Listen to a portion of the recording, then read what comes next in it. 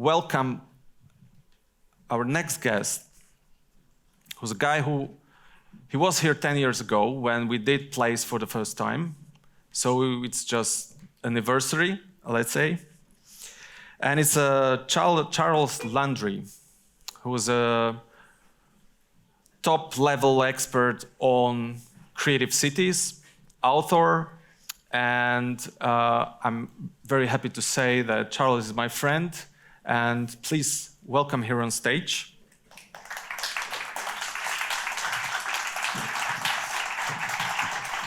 Hi, how are you? Good to see you. Fine. Thank you. So, before you start, I have one question for you. Yeah, which is? Which is, what has changed in your life in these 10 years? I've got older.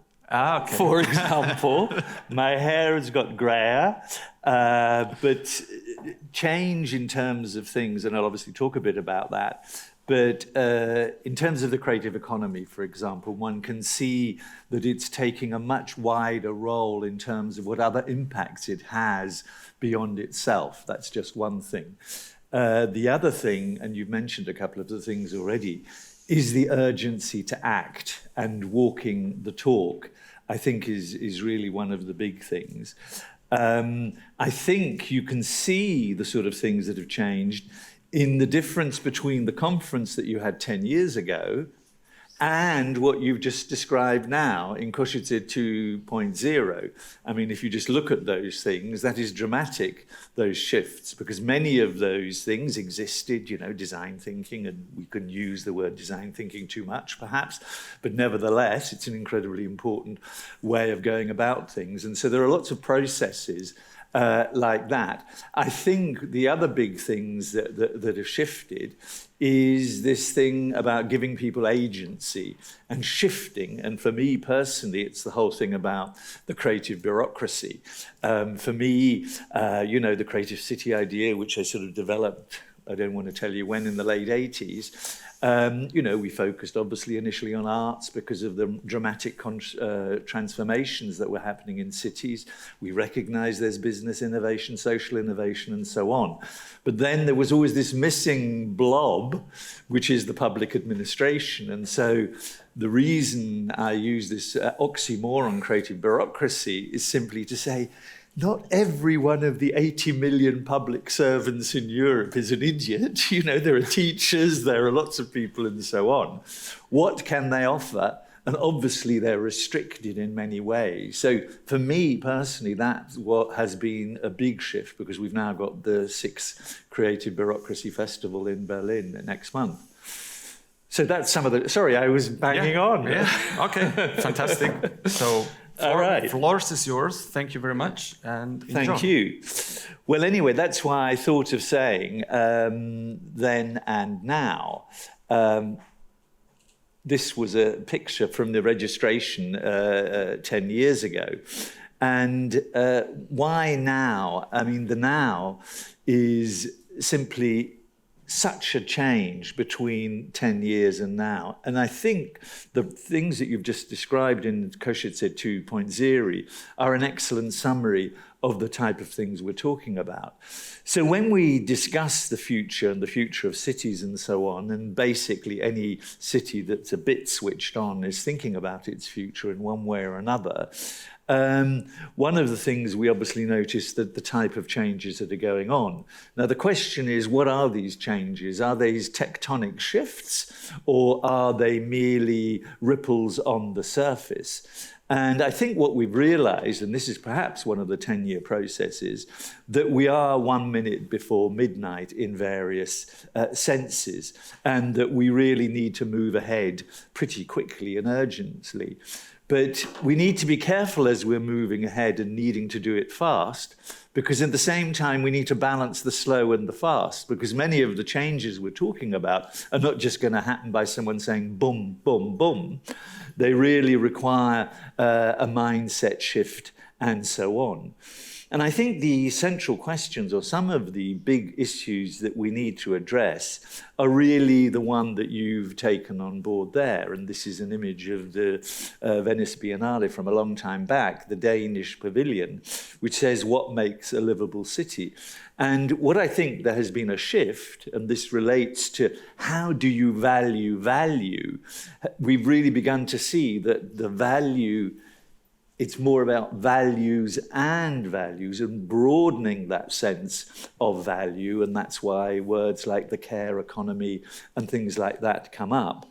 This is part of the cover of a book that I wrote called The Civic City and the Nomadic World. And basically what we can see, and I think this is the major big issue, is this fracture in our society in all sorts of ways, environmentally, politically, etc., etc. And what that means is I think we all recognize that we're in the midst of a systemic crisis where a business as usual approach will not get us to where we need to be. Because the world we have and the economic order and our way of life is materially expansive, socially divisive, and environmentally hostile, with all the consequences we know. And one iconic fact that shows that is in the year 2000, the Earth Overshoot Day, the day we used the resources of one planet, was the 23rd of September. Last year, it was the 28th of July. So, enough said. In America, it was the 14th of March. In Qatar, I think it was the 8th of January. So you get the general idea. And so we know that urgency. And I calculated the days today till the 1st of January 2030. And it's those many days. And it's always good to have a deadline because, in a way, the days go down and you know, in a sense, what you need to do. But all of these things sharpen the mind. But what it all reminds us of is the sort of fragilities that we're living in. And in a way, civilization is a thin film of order we put around the chaos of events. And so cities, and I believe you are pioneering, you know, I know you've got problems, etc., as Košice said, but you're looking ahead. Looking ahead in the way of how do you blend nature, the city, how do you rethink the city to bring out the best of what we think urbanity and city living is about. But I think we also know that all the solutions that we need to do are not only local, they are global.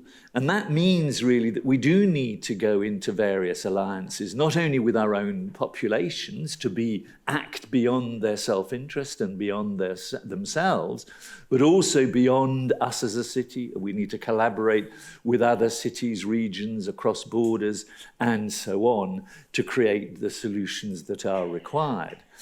Now, what triggers changes, and I've thought a lot about this and written about it a lot, etc., is what triggers a change?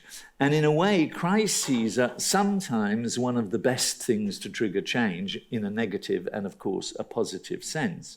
So crisis is important, but also concepts. Sometimes a concept, a phrase, which has power.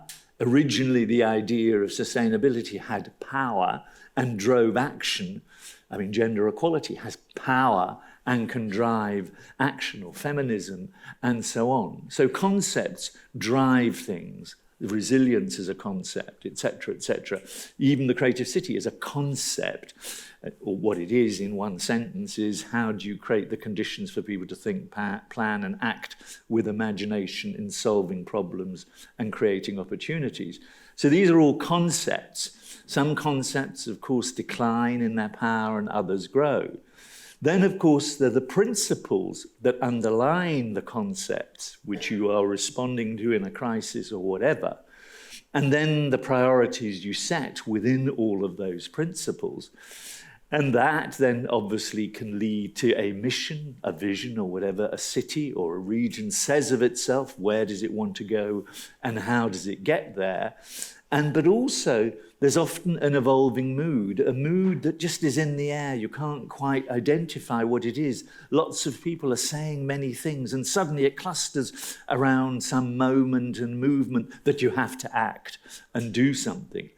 So all of these things in one way or another, they affect how the system, and when I say the system, I mean the totality, the ecosystem of a city, and particularly its public administration, needs to think, plan, and act as it's responding to those things that I've just outlined.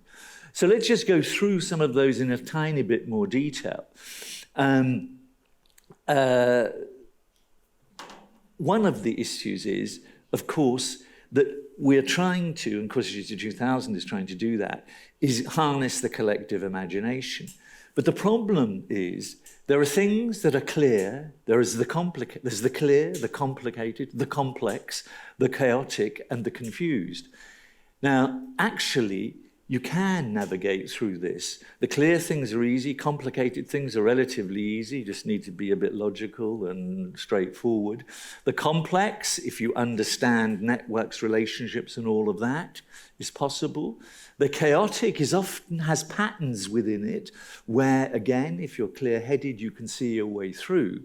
The confused is mostly the confused, and often I am confused and we are all confused. But that city that has all of those things within it is obviously partly hardware, it's partly the software of the city, all the connections and things like that, the activities people do, the networks and so on, and of course, the organizational formats and so on. So dealing with that together is no simple task, although if one is clear about where one wants to go, many of these things do unscramble.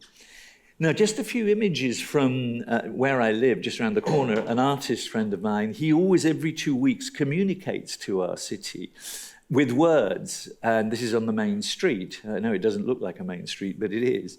And he put luck down. But one of the things about that crisis was that actually perhaps there was an opportunity in that crisis. We partly lost it, but do remember that we heard the birds sing and various stuff like that when the lockdown was happening. So some things were useful. The digital turn happened. It hybridized working patterns. It made actually places far away feel closer. So that's an opportunity, obviously, for a Košice and so on. It doesn't have to be physically next door to Bratislava, although the train, anyway, it should have been perhaps quicker yesterday for you, Petra. Rather than 6 hours, it should have been 2 hours. But anyway, but the point being that there is an opportunity in that. And one of the things that it made us really realize as emissions went down, when I saw this photo, I thought, oh, this woman's having a strange bath in the Caribbean. Actually, it's the floodwaters rising. And so back to my friend who's showing these words, communicating with our city, he's reminding us that the earth and so on, you know, we can hardly breathe. I remember being in Beijing 4 years ago. I left a week early because I couldn't breathe. So these things, it's back to this question, what creates a visceral impact on you as a human being that you want to act and so on. And I think that if one can visualize things, and that's why the data stuff that all of you are going to talk about is so important. So, for example, as you know, 60% of insects have died or have been extinguished in the last 50 years. If we could visualize that, perhaps more viscerally, we would perhaps take our relationship to nature more seriously, and then understand about breathing, oxygen, and clean air, and so on, and so on. So what I'm really talking about is that the footprint that our way of life is dealing with and manifests itself is obviously too broad. And so perhaps actually the urgency to think through, yes, perhaps the innovations that exist within hydrogen and so on as a form of moving vehicles around should be speeded up, and perhaps fossil fuels should go to the cemetery.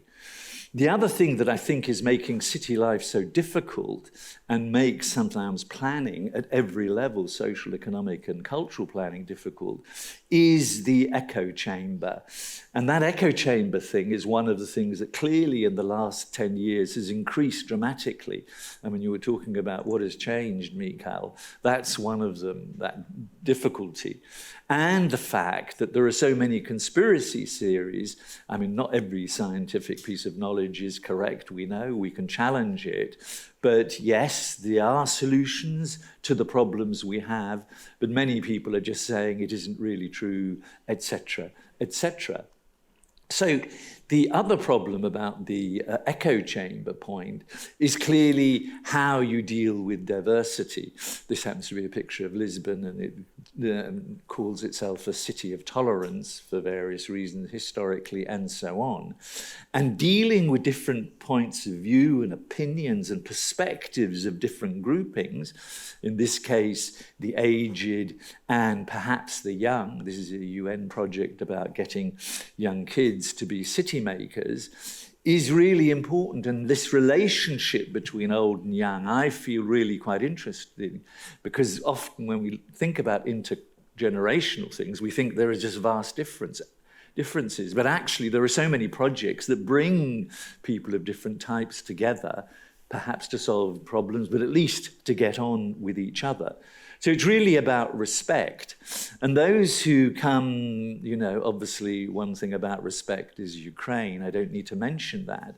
But those of you who come from Britain will like this phrase from my friend Andrew, I'm disputing something.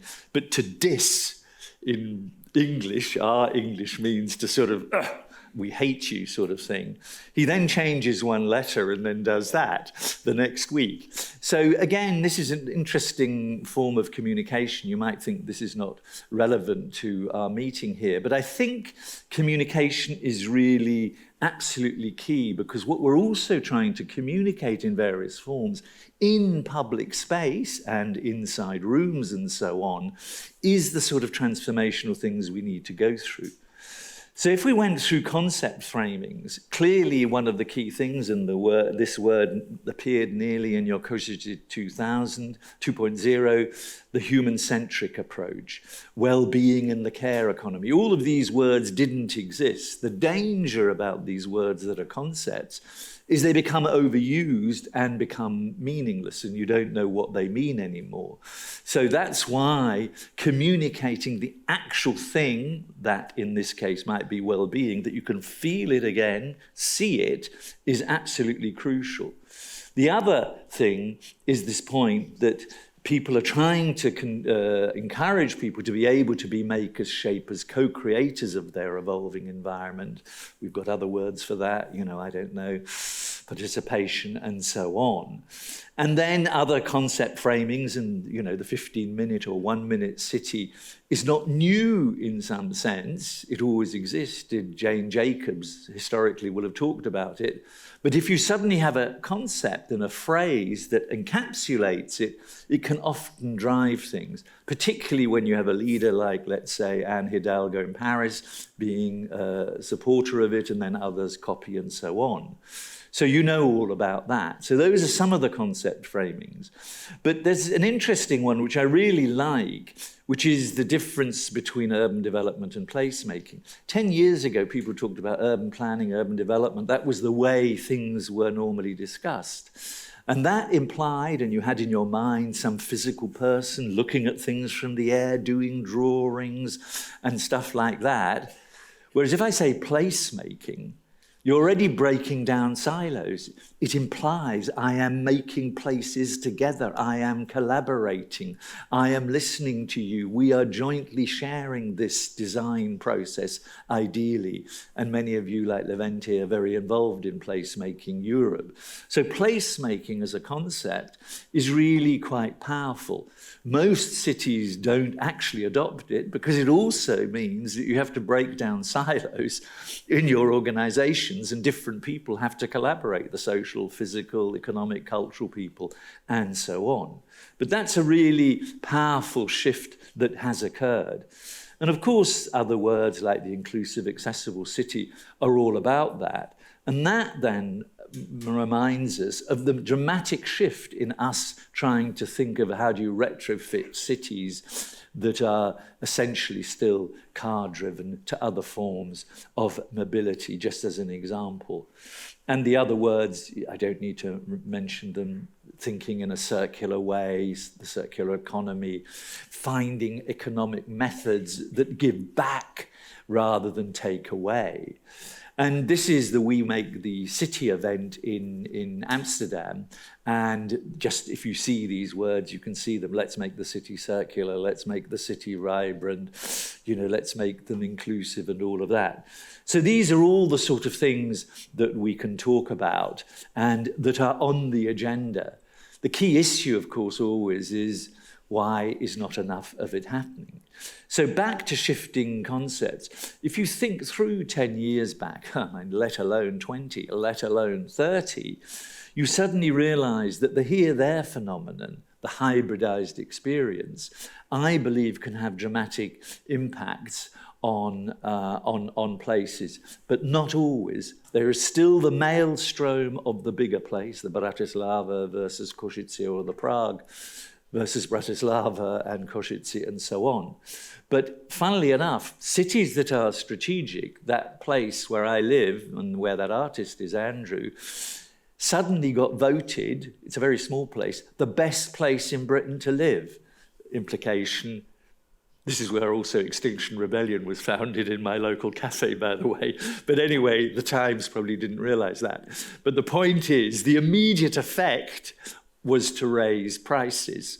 So it's a double-edged sword, these things. But the hybridized experience does, in principle, allow certain places to benefit. And of course, the other thing that's happened within that has obviously to do with the digitizing world, which is the notion of immersive experiences for good and for bad, because to some extent it's overwhelming on the individual's sense of self.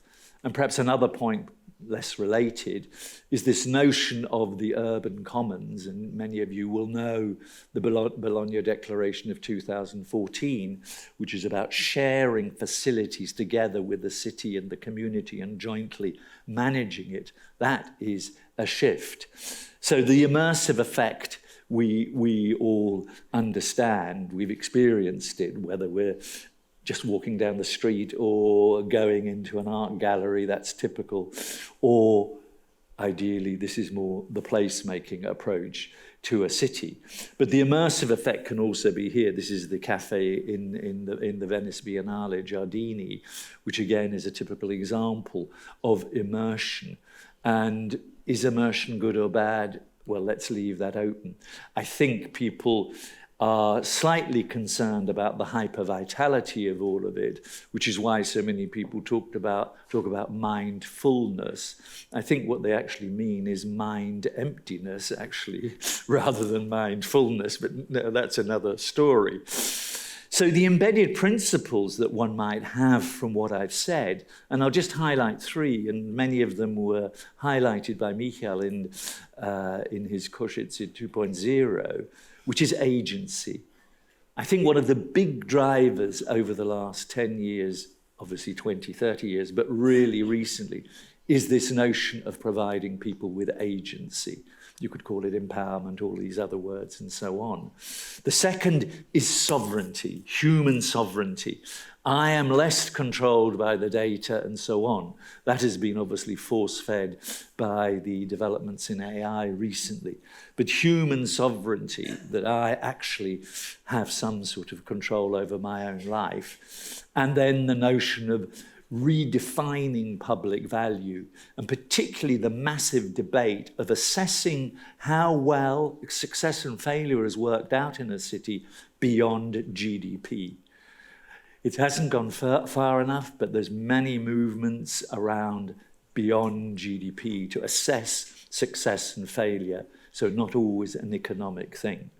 So all of this is about, is your city listening? Are you a city maker? Can you participate? Can you be a city maker? There's just an exhibition I did, and there are people basically saying, I'm not enough of a city maker. But anyway, you get the idea.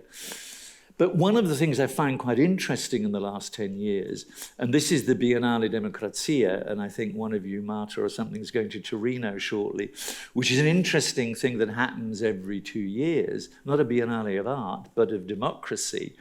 And the first one was in 2015. And I think, again, it's something that's happening in public space and also in rooms, but you're then really trying to revigorate democracy through a project. Another project I founded in Lviv just before COVID, which is called the Biennale of Trust. I just quite like the idea because the guys and girls I was dealing with were saying, there's so much corruption and so on. But they were also trusting. And I said, you are the trusting, uncorruptible people. Get to that website, log on, create the website immediately. So we had a Biennale of Trust, and it had some interesting elements, obviously things like graphic shows and events and so on. A particular one I liked is when we were in the KGB headquarters of the Western Ukraine and talked about media freedom, but that was quite interesting, as you can imagine. But it also had events like this. This is just a version of, yes, let's trust each other. I don't know you. Let's have breakfast together on a Sunday.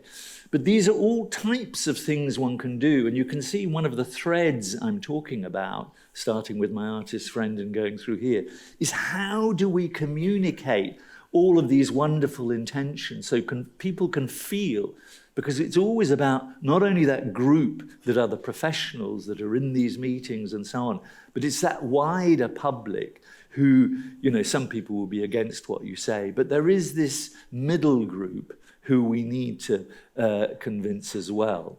So you all know the priorities, and I don't need to elaborate any of them. The green transition, acknowledge diversity, and this whole notion of the public realm and the public sphere, the idea that we can communicate about the issues that really matter.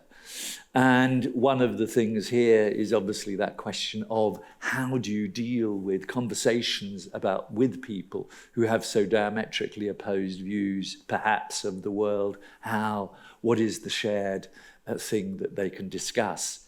The other thing, as they were talking about public realm, this is the classic picture of Chicago going from this to that. But these things many of you will be addressing and have addressed already, and I know the work that many of you have done precisely deals with these issues. This is Berlin, one of the nightclubs on the top of a shopping centre, which is quite nice. But again, it's a rethinking of public space in all sorts of ways. Klunkerkranich, it's called. And the missions, we know what the missions are. The missions are, net zero by then, nature-based solutions and so on. But the question is not what it is. The ideas are there. The question is how, again, this is Olafur Eliasson trying to communicate some of these things by bringing ice blocks from Greenland into various cities around Europe. So the big issue, if we're talking about big issues, is walking the talk. I think the presentation Michael did just now in 2.0 was fantastic. And the issue is not that you've got the ideas, you clearly got the ideas, and many things are obviously happening. The technologies are there, you're showing it, you're prefiguring the future, you're saying what can be done. But the issue sometimes, I'm always talking about the big issue, is yes, we're all smart and we've got it all together, perhaps, is this vested interests problem. Because we have to ask, what are the obstacles? Is it only mindset? Is it only money? What are these interests? And that's sometimes quite difficult when you're an organization like CK or something, that do you want to be too heavy on who these vested interests are not? Because you want to seduce those people who perhaps are not for you to change along. But perhaps my biggest message is this transformation that we're talking about to the well-being, care, Košice 2.0 and so on, is itself a cultural project because it's about values, mindset, habits, attitudes, skills, all of these things together. Easy to say, of course, difficult to do. But this is the biggest cultural project of our time, I think. And that cultural project, as we know, culture is the other invisible hand. There may be the invisible hand of the market. I once wrote a book called The Other Invisible Hand, which is all of this stuff that we're talking about, which really drives how places work. And it is also a psychological problem. This is Sigmund Freud's couch in his museum. It is a psychological problem because these shifts are easy to talk about, but difficult to do. Now, as I go towards the final bit of my talk, in sum, what I'm saying is culture determines places and creativity shapes its life, or can shape its life. And if we're planning ahead in some sort of way, we have to then incorporate this thing called the bureaucracy and the qualities of different places through time. So if we look at it from a cultural thing, there was a culture 1.0, you know, the repertoire, museums, opera houses and so on. Culture 2.0, creative economy, this is you 10 years ago perhaps. Culture 3.0, stay ahead of the culture by creating the culture yourself. Culture 4.0, 5.0, 6.0, 7.0, 4.0 is about how this approach can solve these bigger problems that we're talking about, climate change and so on. And so that city and culture 3.0 requires physical transformation, walkability and all of that, and a different operating dynamics. I wonder if these two women are in the audience. If they are, come up to me, I'll give you a hug. Anyway, you probably look the same 10 years later. But there is a different story that we have to then talk about, and it is the story of this other world that is possible. Now, obviously, when I'm saying that, we realize we have to get planet A right, but one has to have some sort of story, imagination in one's mind about what this thing looks and feels like, which is why the practical examples in reality and seeing them and touching them is so important. And I do think we can show this other world is possible. And I do think there are interesting people all over the place who've got the ideas, who know the new forms of housing, who know new forms of data transparency, which we'll talk about later. They can imagine different forms of organization, which is more cooperative and collaborative. They know all of that. And indeed, there is a deep yearning for this. I think there's a yearning. Yearning is one of my favorite words, by the way. Anyway, so there we are. And what that means is this is a vast task, a vast orchestration task to bring these capacities and community intelligences together in one way or another. And I know you shouldn't use the word paradigm shift too often, but it is actually a paradigm shift, what we're talking about. And it requires some really big courage on lots of people who have to say things that they really believe in that other people might not like. And what we're going to have, and it's not going to be perfect. It's not going to be perfect, but we know what the trajectory is and where we need to go. And that's why the bureaucracy, and I'm using the word bureaucracy in a positive sense, needs to be agile. Now, of course, I'm not saying gymnastics, but this is just a metaphor that one has to have this flexibility, this fluidity, this ability to respond to circumstances as they change. Because in a place like Košice, 10,000 people left. The question, how are we going to get them to come back? And I think the bureaucracy has a vital role in helping that happen. And the critique we all know the critique. In English we talk about red tape, the spaghetti. In Italian they talk about the spaghetti of organizations and so on. That needs to clearly be simplified. And one of the problems about the public administration or public work is it often recruits very bright people, but trains them to conform.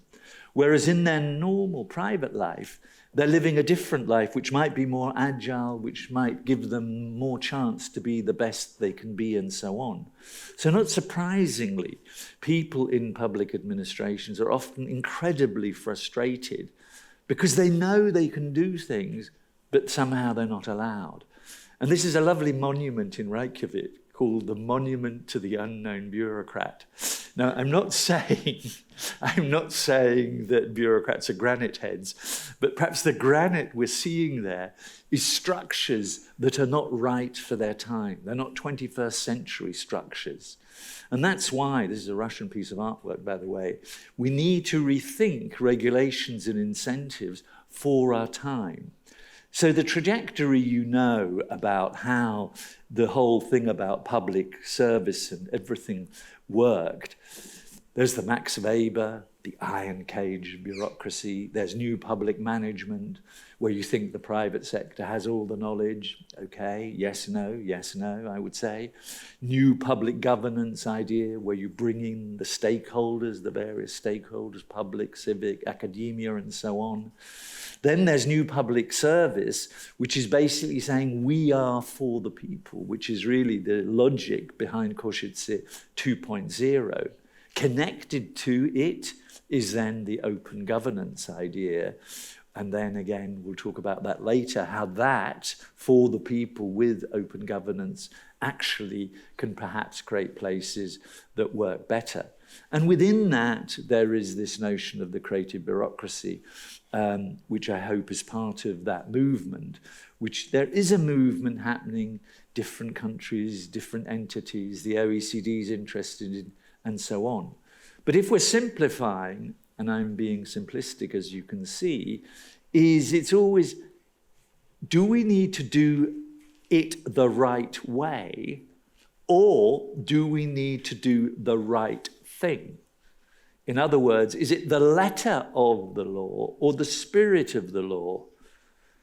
Now, the reason I'm saying that is often legislation, and I think your tracking of legislation and mapping of services is brilliant, of asking the questions, because when a law or a regulation was put in, it was relevant for its time, but it's not relevant now, and therefore it has to be the spirit of the law. And therefore, occasionally you have to do something which might be against the rule in order to do the right thing. And so there's lots of discussions, do we need a new structure in an organization or a new culture? And I thought about that for a while, forever, and I think we need a different culture. So obviously part of it is working across departments, working with other sectors, collaborating in various ways, and so on. And then finding a good connection between, obviously, digital possibilities and notions of transparency or so on. Now, I know one of your plans was called Plan B in Košice at some point, your strategic plan, but this is a planning agency in Antwerp. So anyway, so a Plan B is really, and the aim, our aim in the creative bureaucracy, is to unleash that talent that normally exists in cities so that it connects better with the outside world, and to attract younger people, particularly, who will find the administration interesting. And they'll only find it interesting if it is more open, if it's an easier place to work in. And so, again, to be sloganizing, it's about moving from a no because to a yes if culture. Again, I realize that's very easy to say, but it's interesting. If you say to someone, da-di-da-di-da, and then they say, instead of saying no, they say yes if, it suddenly changes the whole context of an environment. Now, I'm not saying, and it's ironic that I had this creative bureaucracy idea and I'm not really even a bureaucrat, but I do realize I'm fascinated by bureaucracy. The bureaucracy is not everything, and there are bureaucracies in corporations and civic worlds as well, of course, but without one, not much can work. The traffic lights, do they say green or red? So just as I round off, the aims of this idea, and it's, I think, linked to many ideas of, innovation agencies across Europe and the wider world, is revaluing the public interest as a priority, services and so on. Shifting the image of what an administration can be, not only dull and boring, and attracting the young to reshape it, but that will only happen if it is more open.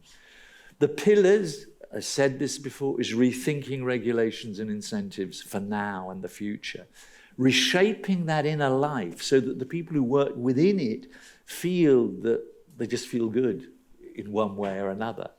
And then creating trust with links to the business and other worlds, academia and so on. And of course, to address the global issues that matter, to turn things into reality, and obviously to create more livable places. Now, typically we think that creativity is, you know, whatever, artists, scientists and all of that, and hipsters. But rarely do we think that public administrators might be that. So this is a clarion call to say you can be, you are. You're dealing with mobility, parks, you're dealing with safety, children, inclusion, small and medium-sized enterprises and so on. So of course you've got to have good ideas. Of course, sometimes they're blocked.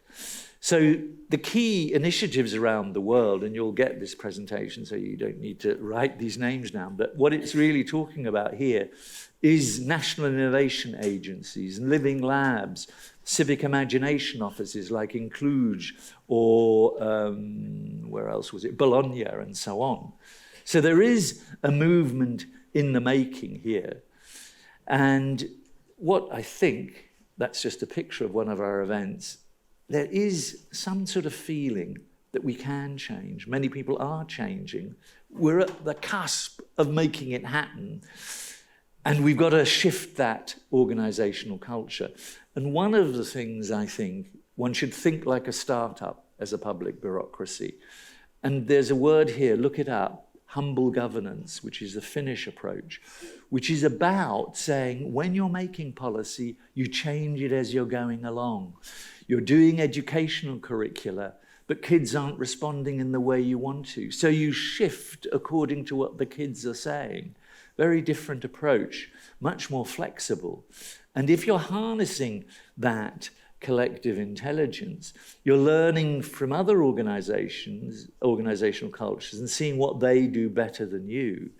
And and what you're doing, if you wanted to again simplify it down to something, it would be, as I try to do that, is to shift from planning in a predict and provide model to what I call elastic planning, which is strategically principled and tactically flexible. So you know where you're going, but you don't know what the future is, so you can't be too rigid about it, but you've got your principle that holds you in line.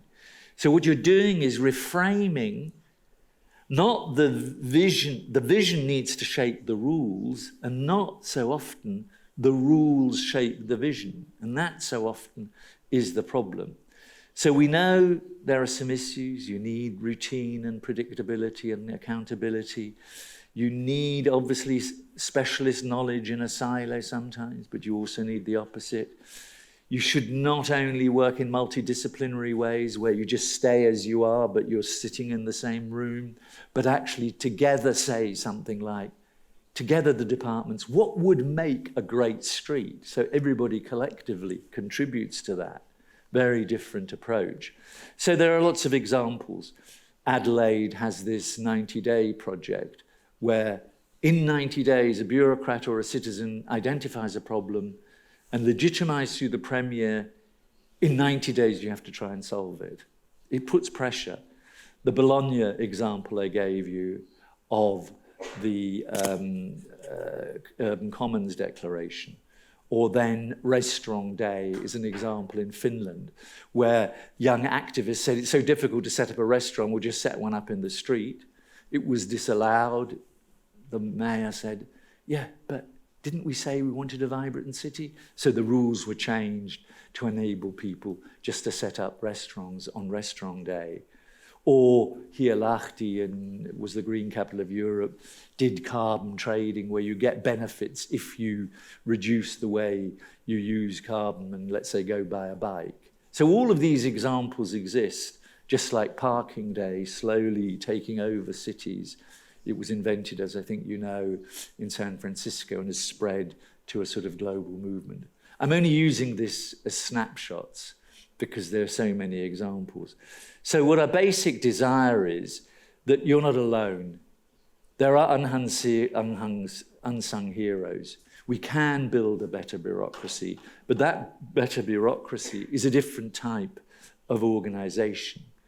And the characteristics, finally, of that future bureaucrat is they know when they need to be open, divergent, and when they need to close in.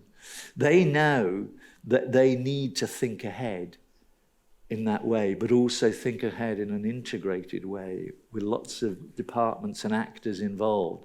They know that they need to be emotionally intelligent to feel how the citizenry and everything else works. Again, emotions are not normally part of planning. And there are generic skills, of course, communication skills, but also, of course, technical skills. And then obviously the working process is likely and should be, the future bureaucrat would be more collaborative. But the main thing is this being more open than closed. So thanks a lot. See you soon.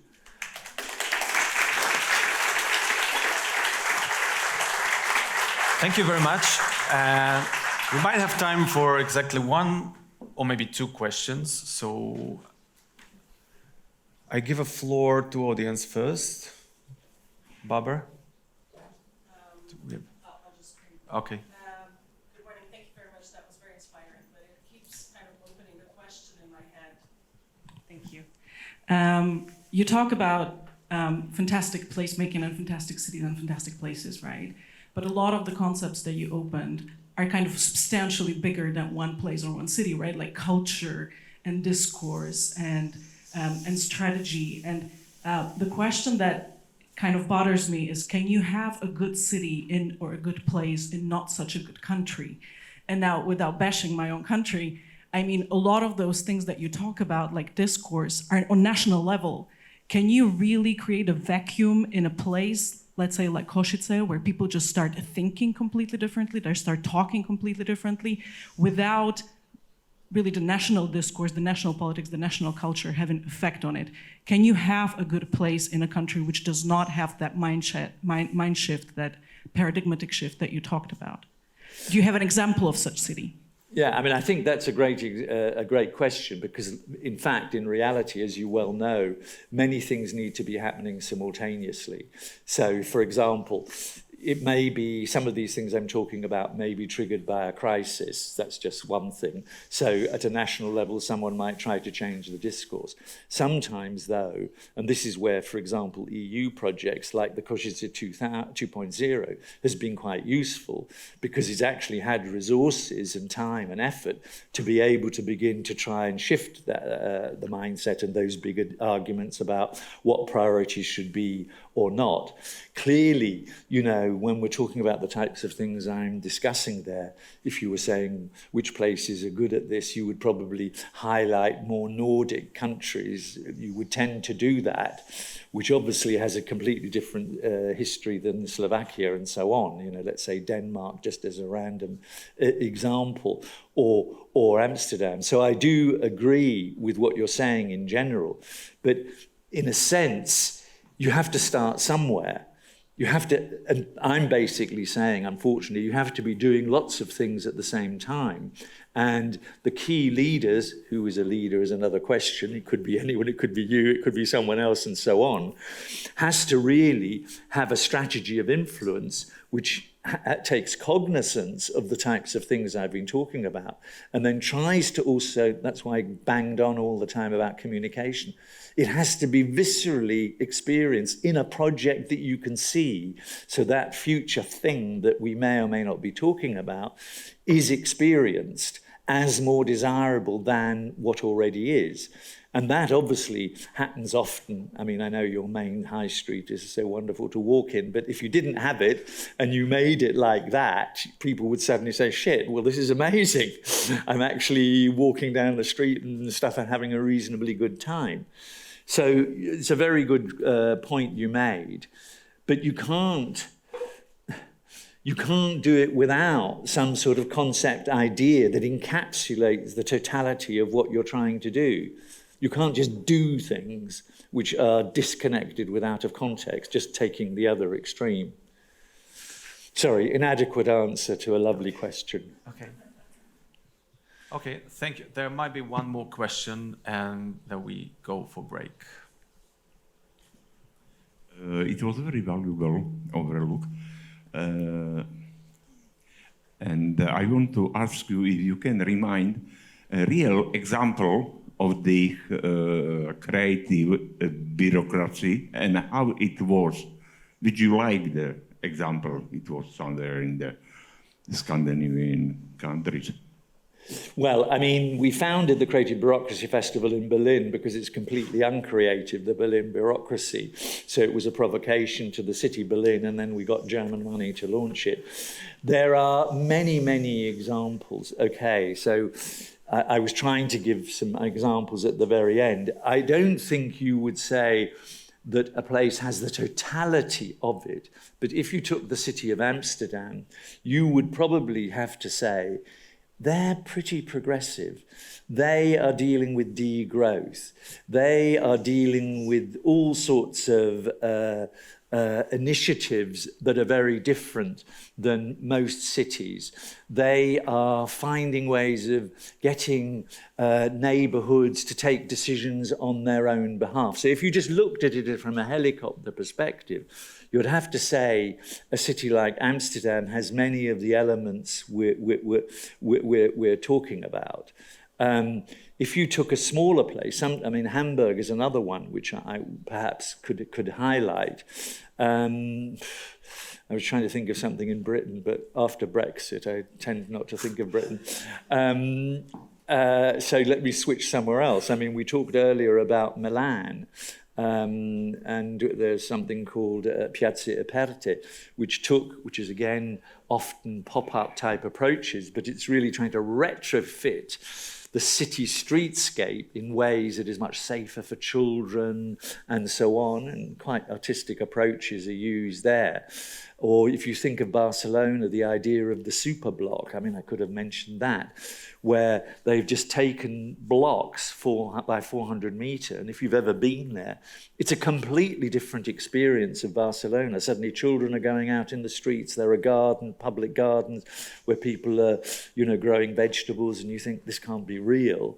So there, with determination, there are things you can do. I mean, contact Silvia Casoran, who's one of the councillors. She is very much one of the people responsible for that super block in Barcelona. But these are just examples.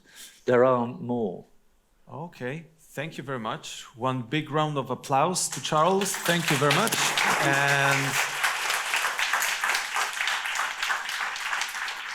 there's a coffee and snacks in the hall in the opposite side, but I just want to announce that after break, which will be 11 sharp, please be here back, and we're gonna hear more about placemaking and all those approaches, how to make collaborative cities and how physical acts can change the city and its landscape. So thank you very much, and see you at 11.